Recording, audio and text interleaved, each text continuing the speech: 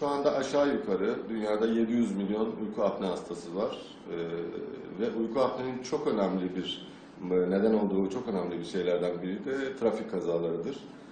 Gördüğünüz özellikle uzun yol araçlarının yaptığı trafik kazalarında çok önemli bir yer tutar. Öbür tarafa bakayım. Hasta yüzüstü yatıyor bu düzenekte ve nefes alıyor ve horlama tamamen kesiliyor. Yani biz yaptığımız 29 hastada hiçbirinde horlama olmadı.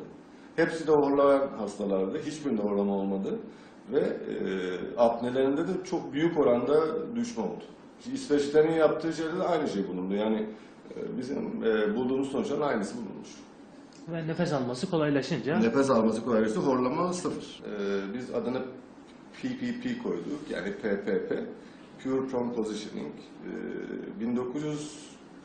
2011 yılında bunu çalışmaya başladık. 2011 yılında çalıştıktan sonra, sonucu elde ettikten sonra baktık ki horlama %100 hastaların %100'ünde yok oluyor. Apnede aşağı yukarı %75'e kadar düşüyor. Bunda bir sorunuz var mı? Hayır.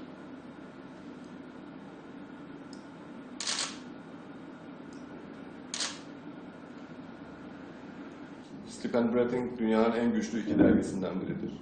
Orada bir şey yayınlamak gerçekten zordur. Sleep and Breathing dergisinde bu Ocak'ta, yani 2015'in Ocağı'nda yayınlandı.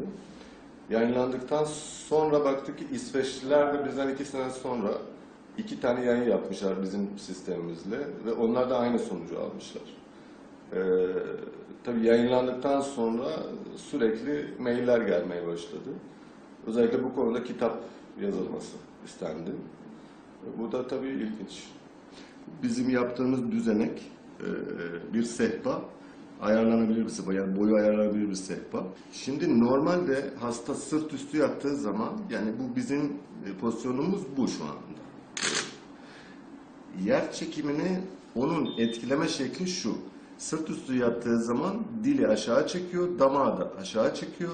Böylece o üst solunum yolunu tıkıyor. Hastayı yüzüstü yatırdığınız zaman yine damağı çekiyor, dili çekiyor ama bu sefer ters tarafa çekiyor. Ters tarafa çektiği zaman da o yol açılıyor ve bu tam bir doğal güçten nasıl yararlandığımızı gösteriyor.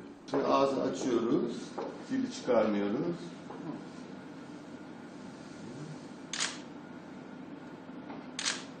Şimdi ağırlayın.